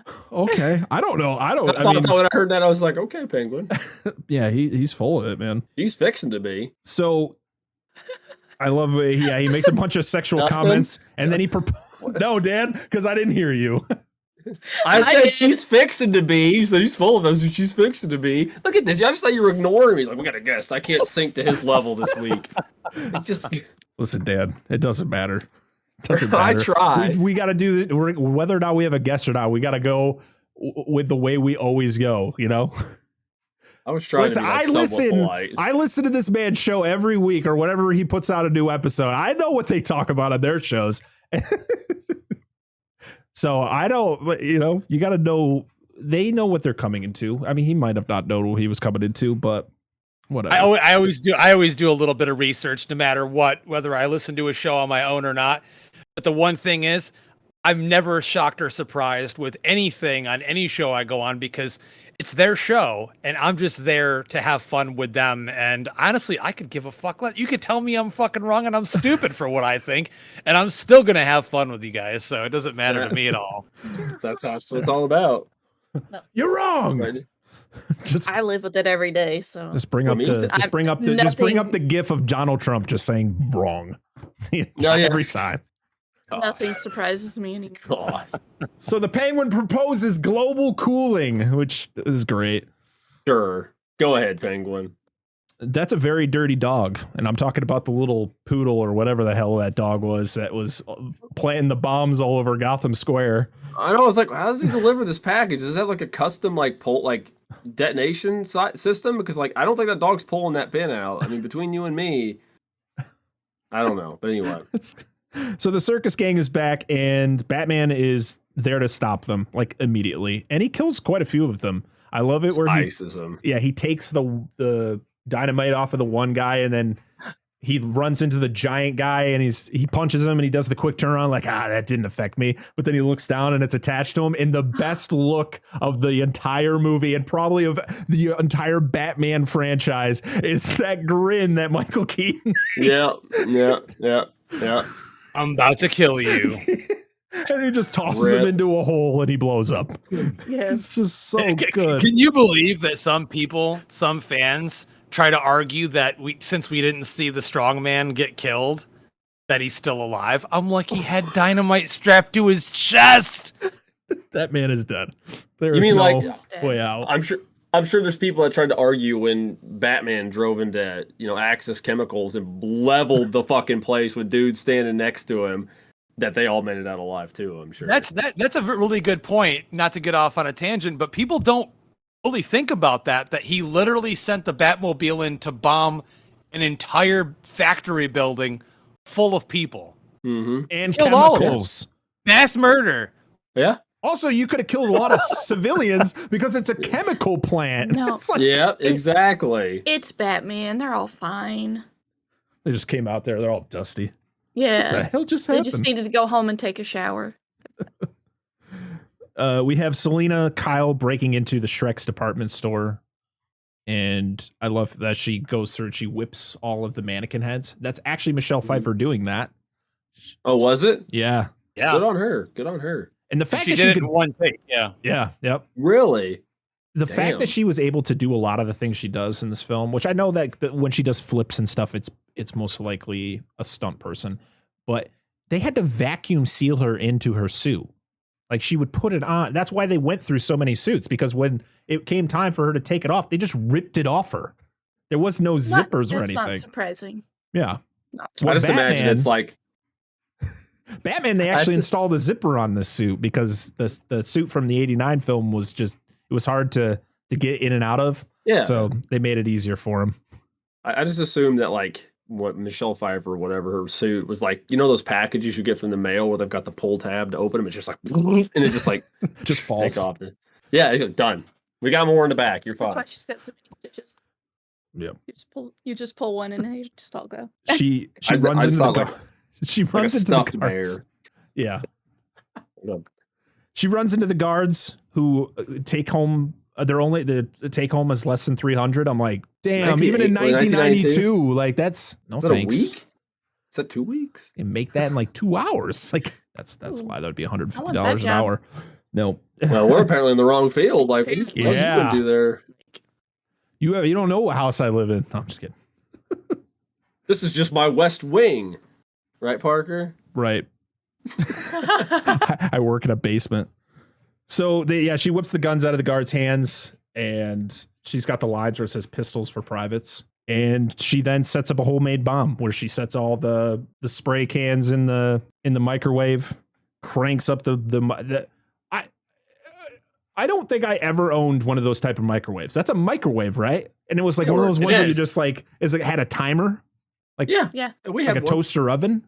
I just knew of a toaster. I never had a microwave that did that. I mean, remember how old you were when this movie came out. Very true. Very true. Us people that had to live in the olden days had to turn a fucking dial to cook food, okay? Yeah. We didn't have buttons. We understand, Parker. You had your wait staff on the other end of your estate, and you didn't have to mess with microwaves. Yes. Yes. So Batman runs into Oswald, and Selena joins with a big old boom. Catwoman then escapes after the explosion happens, and Penguin said, "I saw her first." And his umbrella turns into a little helicopter, and he flies up. The thing of it is like he goes, "I saw her first." His thing turns into a helicopter, and then he never encounters Catwoman in the scene because Batman encounters her and they have their fight. I'm like, did they cut something here? Was Penguin supposed to like run into her on a rooftop? That's the whole point of him going up in the helicopter umbrella. I took it as him just escaping. Oh, okay. When he says, I think it's just a reference like, she's mine, but I'm fucking out of here because you're about to beat my ass. Yeah. So it gotta fly, and he's out. This scene is Neutron. It's such an epic scene because it's the first time you see all three of them together in one scene, and it's like you said, it's such an epic scene with her they're just standing there and they're both astounded by this beautiful creature that she is. Yep. And she's flipping towards them, stops, meow, and then the whole building blows up, and the element of surprise is so strong in this scene. I love this scene so much. Then of course we get the first fight between Batman and Catwoman, which is fantastic. I think in terms of the fight stuff, I think the stuff between them here is probably one of the better scenes, even though it's very quick and brief. Yeah. I really just have always enjoyed that scene with them. And he throws napalm at her? Like, what the fuck? Batman's a hard ass. Batman is just like, no joke. I'm throwing this shit that could potentially kill you. I mean, he does say he's sorry, though. He does apologize for hitting her, but... Yeah, that's true. I'm a woman. He's like, oh, sorry. And he's like, beats his ass. Like, he forgets he's Batman. He's used to beating the shit out of everybody. He's an equal opportunity beater. Yeah. Great. Now, yeah. So hey, equal rights means equal fights. Remember that, dude. The funniest thing was the fact that he feels. Who, me? Yes, you. Keep going. He feels up his suit, or she feels up his suit to see where the vulnerable spot is, and then stabs him. Oh, Jesus yeah. Christ. Yeah. English is hard. Yes. I just like, Batman, what are you doing? Do you not realize what's happening right now? And then sexual tension getting to you too, Parker? No, I have 3 kids. I'm good. No, I didn't ask if you knew how to like evacuate the situation. I was just talking. Oh, it's so hot. Fucking hell. Go ahead. I'm sorry. I'll shut up. So Batman throws a napalm like pellet or something at her. It burns her arm. She falls off. He tries to catch her and hold on, and she gets dropped into a thing of kitty litter, which was very ironic for his situation. Yeah, I like that. And she even states it. Yeah. I bet that had to suck getting inside her suit. Yep. That had to be definitely. Like I said, they had the vacuum sealer in there. Day right there. Yeah, oh yeah. So Oswald is, like we've talked about many times, he's a very sexually frustrated individual because Catwoman shows up at his little apartment or his little loft, and she's laying on the bed all seductive, and he makes some comments to her, and she proposes setting Batman up, like framing him for something. So he's kind of out of the equation. So the police will focus on him and they can do whatever they need to do. And she takes the bird out of the bird cage and puts it in her mouth. She actually did that. She actually put that bird in her mouth. She got a big mouth. The bird was willing to play along with all this. It probably wasn't. I mean, if you're talking about like, they're bitching about the penguins with the rockets, the fake rocket strapped on their back. How about the woman who put a live bird in her mouth? Numerous times too. That wasn't one take. She did it over and over again so they could get it right where the bird flew right out of her mouth towards where the camera was set up. Right. Imagine having to do that so many times, but that was not even a Burton idea. That was Michelle that came up with that idea to have the bird and then put it into her mouth and have it fly out. And then they're like, we need to do a lot more shots. And she's like, why did I come up with this idea? This is awful. I got to keep putting this bird in my mouth. Bruce runs into Selena. He runs into Selena, not Catwoman. And he asks her to dinner because, again, he's known her for 3 seconds and he wants to go out with her and hang out with her. Okay, Bruce. I mean, you think it's probably been a long time since he got laid by Vicky. She's been gone for a while. It's been a couple of years. That's true. Yeah. He doesn't get out much.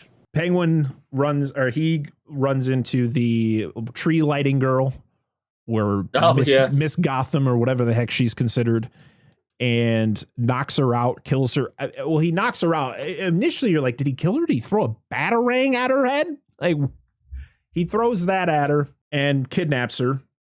Bruce and Selena are back at the Wayne Manor, and they talk a lot about duality, about kind of having, how it would be living kind of 2 different lives because they each are living 2 different lives. We get our Vicky talk where he talks about Vicky Vale for a little bit, and that's pretty much the gist of all of anything related to the prior film. Even though it doesn't really talk about anything else, it just talks like, yep, we just couldn't make it work. He talks about how she was a photojournalist. And that's about it. Yeah, he kept it brief, as Justin was saying. That was kind of the idea, so that kind of makes sense. Keep it vague.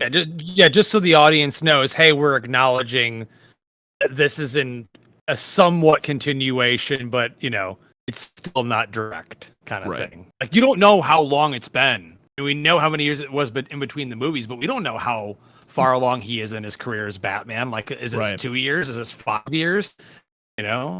How long has he had blue balls for? Has he not gotten laid in that many years? You got to question these things when you watch Batman movies. Yeah, that's a very valid point. Hey, you're a woman. You want to go out with me? That's pretty much Bruce Wayne as he's walking down the streets of Gotham. They make out, but have to stop because they both almost discover each other's injuries.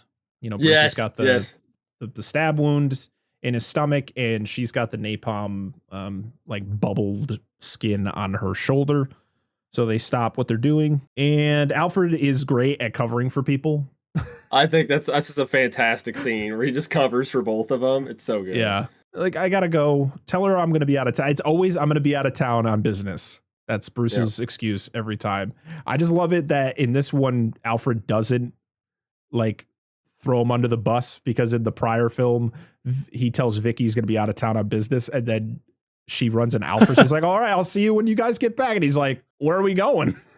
Yeah, we're gonna be here for quite a while. Yeah. The look on Michael Goff's face as Alfred in this scene, his eyes go wide, his eyebrows go up. He's just like, it's a small bit of comic relief, if you will. Yeah, in these scenes, because they're both doing the same thing. They're both rushing to leave, and the next scene is definitely by far one of my favorites of the movie. Batman is going through his bat cave and his $1 billion bat cave, grabbing his $1 billion bat suit while Catwoman's driving to Gotham with her cowl in her mouth, and she's trying to get her suit on in her little car. Just a really fun juxtaposition between the two characters in the scenes there with that. Yeah, I do. The imagery between those was great. So Batman goes to downtown because he hears about the girl that was kidnapped. The Batmobile's security gets overridden as the circus group messes with it. I love how it encloses, and then it'll just press a button and it opens back up. Catwoman and Batman square off as Batman tries to rescue she's called the Princess. Ice Princess, yeah. The Ice Princess. She can do more than just light trees too. She's an actress. Yes. Allegedly. I'm sure she could do a lot of things. I'm sure she could. For the right people. She takes her to the roof where Oswald uses bats to knock her off. because of course, if there's bats involved with anything, it's Batman's fault. So the bats come out, they knock her off the roof. She falls onto the button that lights up the tree, which then releases a bunch of other bats. And so it's, of course, it's Batman did it. He's up there. Hey, you stop. That's where Commissioner Gordon again points at Batman, tells him to stay right there, and expects him to stay right there. It's gotta have the. He didn't learn the first time. That's all I gotta say. Gotta have the obligatory Batman gets turned on by the police scene. Yes, it's a staple. So Batman and Catwoman, they see each other again. They have a little talk, and Batman uses a weird bat-shaped paraglider to escape, which I don't know if it was supposed to obviously be a paraglider that he jumps off the. I don't know if they were supposed to make it look like his cape. Do you know anything about that, Justin? Was it supposed to look like? Was it supposed to be his cape, or what? Did he literally have a paraglider? Like, was it that? No, it's the cape. Okay. Yeah, because when he goes like this, it's I've read and I've seen the actual glider in real life at Warner Brothers. It's a huge it's a glider. It was their way of trying to do it semi unrealistically. When he puts his arms out, like the cape is supposed to have like a skeleton in it. So it comes out when he pushes something. You don't actually see that. In reality, it's just a cool image, and they were like, fuck it. Let's have him have huge wings and jump off the building. Yeah. And definitely you could tell when it's in high def, it's a glider. It's like he's holding onto the handles and going down. Yeah, there's a practical shot of the stunt guy with the suit. There's actually a miniature when it's flying through, and there's also a CGI version when he's flying through Gotham Square. So it's crazy that a movie would use 3 different mediums in order to make one scene work, where today it would literally just be green screen CGI and it would be the end of it. But here they had to use everything available to them. So you're getting 3 different versions of this in one scene, which is great. Right. I love though that Batman's, what he does after all the bats get released and everything is, I'm going to fly around everything to make myself look more guilty. Instead of finding a way to get out of it, he flies around the area with all the bats flying around to make himself look more guilty, and then leaves. Deuces. So Catwoman and Penguin, they meet up again, and Catwoman doesn't want anything to do with Penguin because he proposes to her, and she's like, I wouldn't touch you to scratch you. Come on, and he's like, you led me on. And he's just pissed because he thought he was going to get her out of the whole thing. Was he wrong? And he kills her. Yeah. He then attaches her to an umbrella, sends it up, and says, go to heaven, which I thought was a great line. Batman takes a ride in his Penguin-controlled Batmobile. God damn, is it one of the best scenes of watching Penguin and his little tiny Batmobile just riding around. It's one of those things you used to ride at the mall when you were a kid. And I swear this exact Batmobile was in my mall. It probably was. Just so funny. I just love where he's getting mad because he finally gets control back of the Batmobile. And he's just so angry. He's just bouncing up and down. The whole Winnebago's rocking. Yeah. Another sexual innuendo. Absolutely. Gotta have them. It's all about. Kids will never understand. So Batman, once he gets control of the Batmobile, he's got to get out of there because the cops are chasing him. And so he just gets the control back to the Batmobile, and then he's got to break it all down so it can fit between this really narrow space between the 2 buildings, which it just is hilarious to see. Yeah. He's just through the center there. Why not? So Gotham, they want Oswald as their mayor. He comes up, he makes an epic speech, but then Batman and Alfred, they mess with they recorded some of the things that the Penguin said. They constantly play it over the loudspeakers, which then turns the crowd against the Penguin, and they throw vegetables at him. And Danny DeVito told him that he wanted to be in the shot. Like they didn't have somebody come in when he was getting stuff pelted at him. He literally was in that shot, getting pelted by lettuce and tomatoes and all that. So imagine that showing up to a political rally like that, and that many people coming prepared with tomatoes and lettuce. Were they all about to make a sandwich or something? I mean, apparently. Is there like a salad cart nearby? Like, No, Fresh salads. Yeah, my thing is like, produce. hey, honey, maybe we should stop at the stand before we go to the penguin rally there, just in case. Yeah. Just in case. he says Imagine if it something was stupid. apples instead. Imagine getting pelted with no. apples. Well, doesn't he Fuck say something tomatoes, about man. eggs? Eggs and tomatoes? He's like, why does it I don't- always? They say, who brings eggs to a rally? I think he says something like that. Those are not those don't break as easily as you might think. No, Kind of hurt. they'll leave I welts know- on you.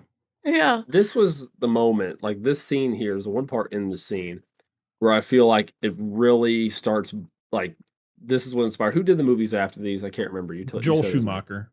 Yeah, Schumacher. I feel like his inspiration for like his movies is like a bunch of shit at the end of these movies. Like he's got the sound file playing, and like Bruce Wayne just happens to want to like scratch it. Like why? Why? Doesn't make any sense in the scene whatsoever. And I was like, I know it's a tongue-in-cheek thing, like it's supposed to be funny, I guess. But I was like, why is he doing that? You just want to make a. You're ready Gotta for make Bruce sure to it's- drop a beat or something. I was waiting for it. I love Bruce Wayne's location for the button to get into the Batcave. It's in the fish tank in the castle. You're like, okay. I mean, I wouldn't check there. I mean, he's probably got buttons everywhere in the mansion. I mean, I remember there was Absolutely. one of them where he's got keys on his piano, like a certain sequence of the keys, and it would open up the room. I love though that he goes into the Batcave through an Iron Maiden, which is fucking Yes. awesome. Yeah. Yeah, I like that. That was cool. Which I believe I is the wanna same slide. exact Iron Maiden that is used in Sleepy Hollow. It's like the same in design. I'll have to keep an eye on it when we do that I movie. mean, yeah. I mean, it's a Tim Burton movie, so I wouldn't be surprised. We get more Vicky Vale talk because we have Alfred talking about. He was talking about Vicky, and he's like, "Well, I didn't tell her I was Batman. I just was working. I turned around, and she was there." Thanks, shows Alfred. up. Yeah, I know, right? So much for security. Alfred just wants him to be. He wants him to fall in love. That was a Daniel Waters thing because when the first movie came out, so many fans shit all over the fact that Alfred let Vicky into the Batcave, and he himself hated that choice. It wasn't even Sam Hamm that wrote that, actually. It was Warren Scarron, like, on the set, because there was a strike with the writers at the time. So in this movie, Waters wanted to poke fun at that. So he wrote that line in there to kind of make fun of it a little bit. That's That funny. makes sense. Bruce displays some recordings of the Penguin. We talk about that pretty much to turn them on him. So the Penguin runs out of there. He dives into, or he runs through the snowy park, which the Penguin's got some, like, he moves, like he's running. And then he just dives off the bridge that he was dumped over as a baby and then ends up on his little duck boat going back to his Duck boat lair. away. Yeah. So now he has a new plan, which you don't know through the entire movie, that his plan is he's going to steal all the firstborns of Gotham and kill them, because if they can't accept him and he can't do what he wants, then fuck all the rich people, pretty much. Yep. Classic revenge. Mm-hmm. So, and you don't talk back to the Penguin. You got the one, like the bigger guy who's just like, isn't that just a little too far? And he just whips out the gun and shoots him. And he Blast him. and kicks him into the water. But I love it where somebody calls him Oswald, and he's like, "I'm not Oswald Cobblepot anymore. I'm an animal." Or he said, "I'm not a human. Or I'm not a person. I'm an animal." As he rips off his nice suit and goes down to his attire that he's in for the rest of this movie, which is just his awesome onesie. His He pajamas. looks like a Weeble Wobble. Remember those Weeble Wobble toys? Yes. Just, that's what the Penguin is. He's a Weeble Wobble. So now we're at a masquerade party, and Bruce and Selena reunite and dance, which is actually a scene that they use in a later Batman movie. It's like the same scene between the same two characters, but I won't name what movie it is for people who haven't seen it yet. The thing of it is, it's pretty funny to think about, sidetrack, is that this movie is Batman, Penguin, and Catwoman, and the Batman is the same thing. It's kind of like I don't know what the story is of the Batman, but it's funny that we got those same three characters back together again. With of course the Riddler's there too, which, oh god, I can't wait to talk about that movie. So there are a lot of sexual tension between them. Selena has brought a gun to kill Max because she is seeking revenge on him. Bruce and Selena figure out who each other are. So it was the kiss line when they were on the under the roof. mistletoe. Yes. Yeah. And that's when they look at each other like, oh shit, you're this person and you're this person. Does this mean we have to start fighting? Yes, great line. But then the Penguin crashes the party and tries to take Max's son down. What's his son's name? Chip. Chip. So he tries to take, of course, what a name. He tries to take Chip with him, but of course, Max stands there. He's like, no, you want me. I'm the one who made you, who pretty much fucked with you and ruined you. Take me instead. And he's like, and then he was naming all the reasons why he should do it. He's like, yeah, that makes sense. Come on. Throws him in the duck boat. The Penguin's crew goes around the city, taking all the firstborns. So originally, they were going to show these, the gang taking the kids from their beds, like taking them from their houses. But during a screening, seemed like it was going to scare the kids too much. So they just showed the kids locked up in the cages, or it showed them. Yeah, because putting them in cages is less scary. For sure. Absolutely. Just takes it all away. Taking children against their will, just running out of a building. That's fine, guys. But just don't see them actually taking the children from their beds. That's just too far. We can't have that. Jesus. Jeepers. But Batman changes the plan. He attacks the caravan there, knocks the driver out, and everything is A-okay. So Penguin finds out that the kids aren't coming. So he goes to plan B, which is he's going to send all of his penguins with rockets strapped to their backs out to Gotham Square and just set them all off, which is just a great plan. And I love that he's having the meeting. He's doing the speech in front of the crowd of penguins in the stands, which is just great. Like a reference to the old Patton speeches. Yep. Batman goes through this. Oh, sorry. Go ahead. I was like, this is what I meant about just the kind of being ridiculous, like kind of like I'm assuming where he got inspiration for, Batman Forever, Batman and Robin. That your Patton speech, Justin at this time was like, in our chat was like, okay, Patton, and I didn't get it, and now I do. Yeah. Like, it's a fun scene for sure. I mean, believe me, weaponized penguins are brilliant. Like, it's the most adorable thing ever. So that's a 66 Batman plan.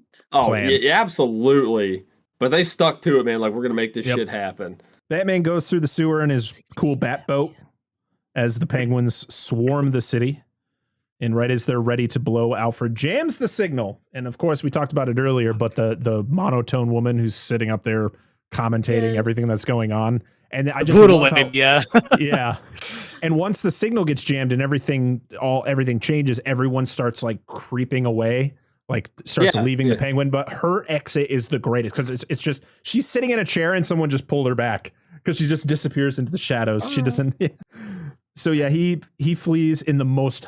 Penguin gets in his duck boat and flees this scene in the most hilarious way, just with the revved up like as he's driving up the stairs.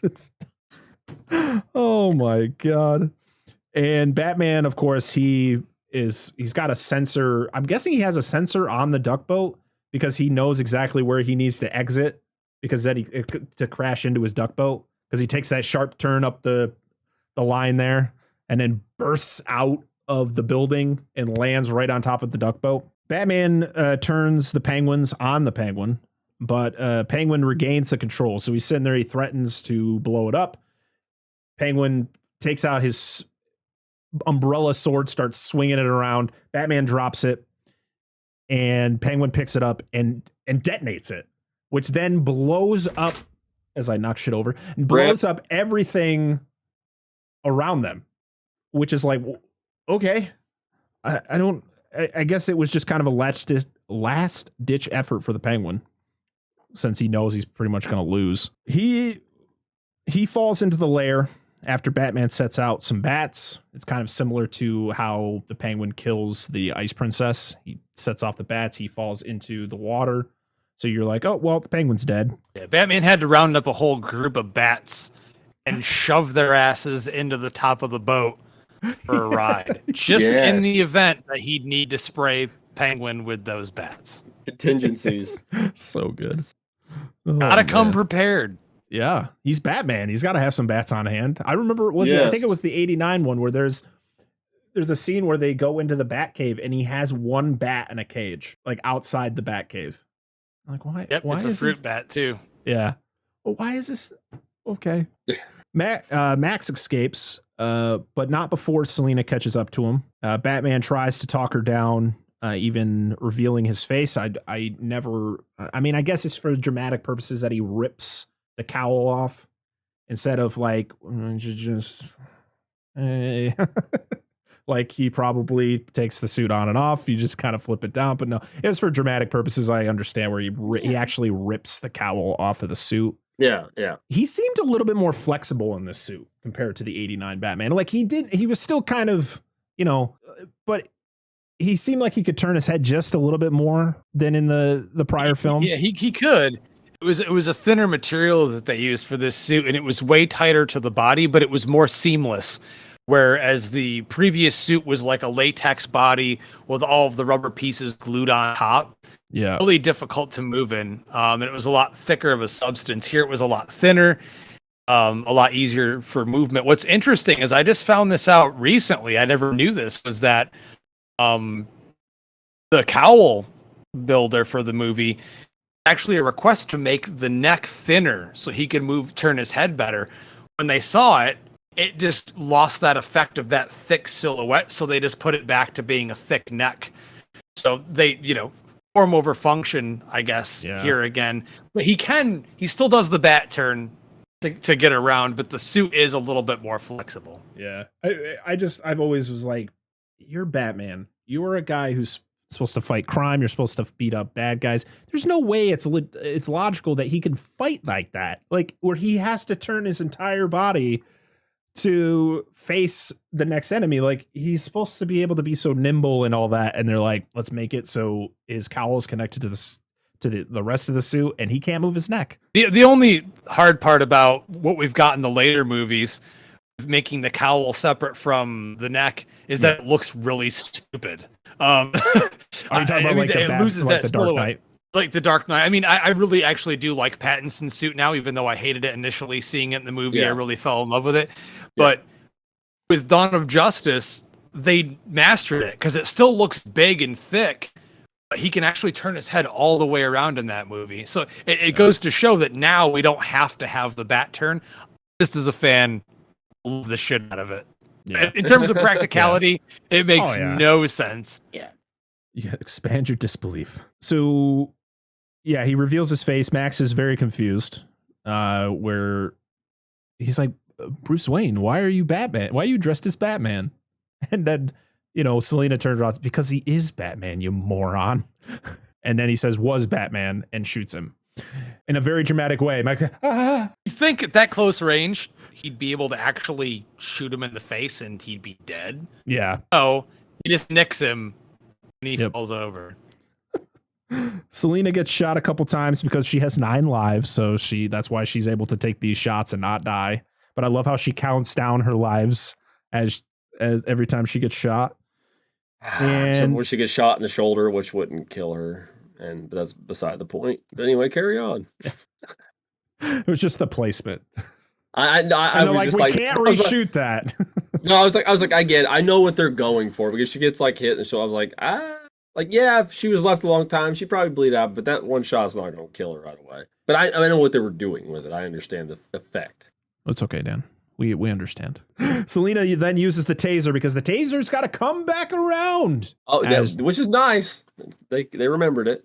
Yep. Full circle. Yep. Full circle. She gives Max one final kiss, which she grabs the electrical line and kisses him with the taser, electrocutes him. And once Batman gets up, he goes over.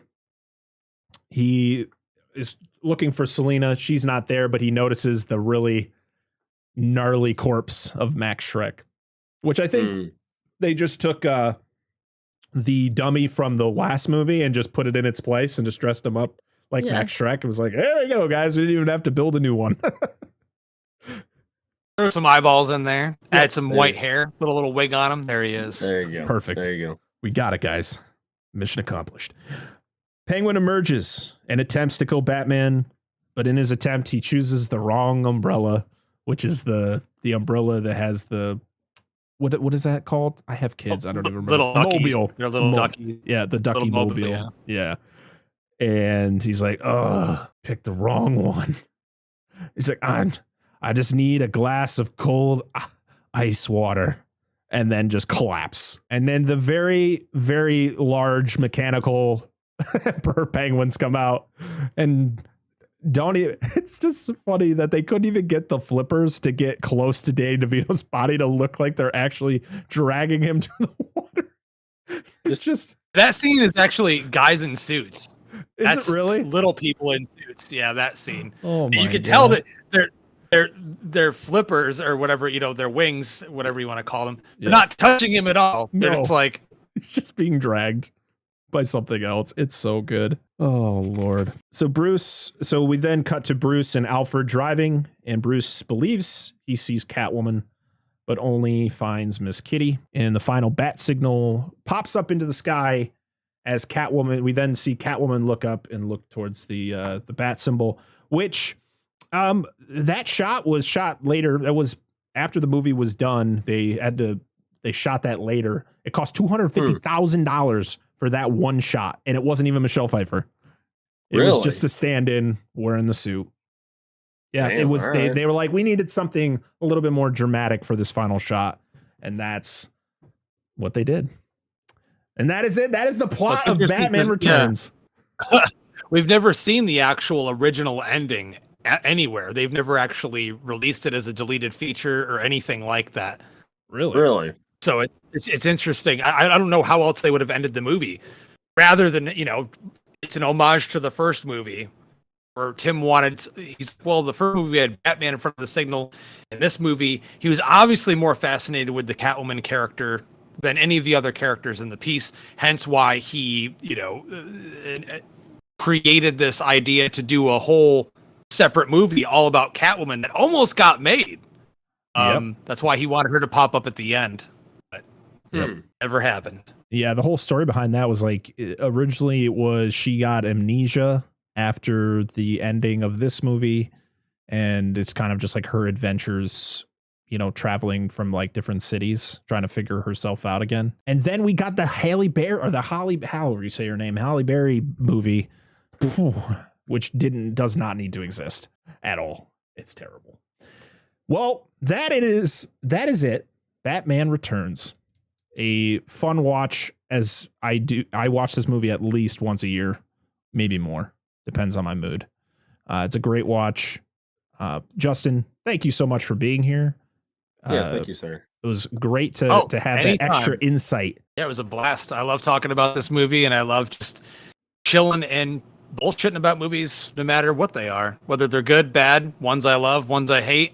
I'm always down to talk movies. So thanks for having me. Yeah, absolutely. You are welcome back anytime. We're talking about Batman for the next, 6-7 weeks. So, if you ever want to come back, talk more Batman, just let me know and we will get you back.